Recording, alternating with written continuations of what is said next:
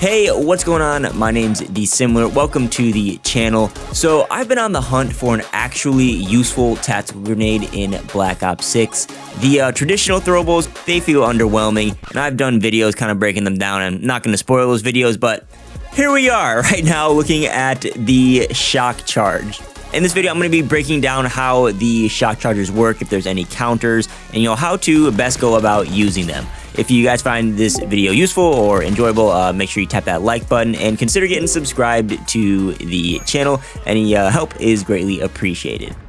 The shock charge's trigger radius and the radius it will actually affect an enemy is 6 meters, which is identical to the flashbang and the concussion, which is great for comparison's sakes. The key difference with the shock charge compared to the traditionals is that it needs to be triggered by an enemy rather than simply detonating after a certain amount of time after it was thrown, like the concussions and the flashbangs do.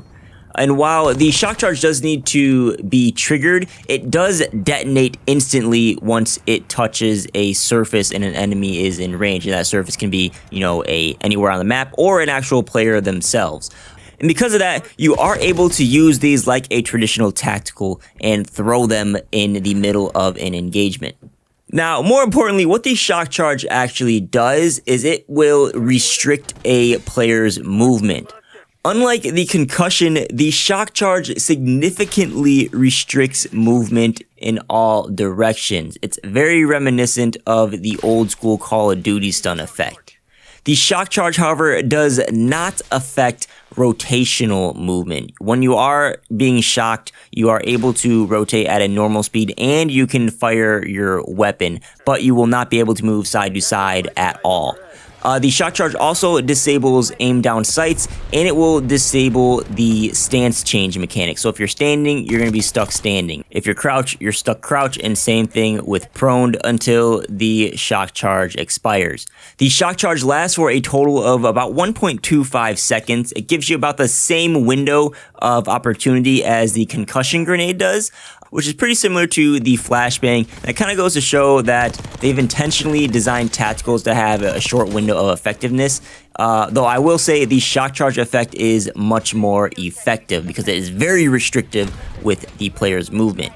Another benefit to the shock charge is you are unable to stun yourself. It only affects enemies, which I think enables some aggressive close quarters combat play that you can't really do with the traditional tacticals.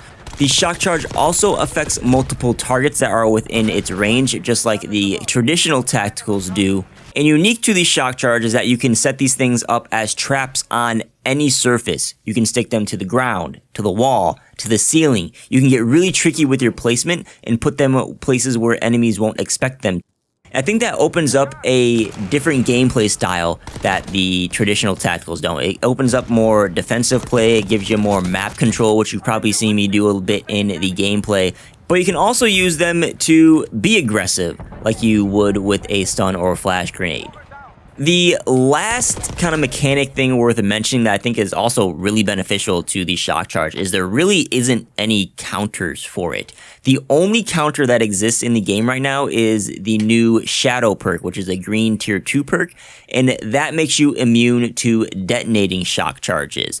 However, if you have an enemy with Shadow and then there's another enemy without Shadow next to that other player will activate the shock charge and both of these players will be shocked. There's no other counter for these. The attack mass has no effect. You can't look away or anything like that. The only counter is Shadow, and that only prevents you from triggering the shock charge, which I think makes shock charges pretty strong. And after using them for a while, I really am digging the shock charges. They're just plainly more impactful in my day-to-day gameplay than the concussion and the flashbangs are. The shock charges are reliable, they're consistent. I don't have to guess if my enemy is actually flashed or if a concussion was negated by tac mask or anything like that. Like if I see the enemy shocked, I know they're shocked. I know how the mechanics work. They won't be able to move. They still could rotate and fire their gun, but I know I can play around that.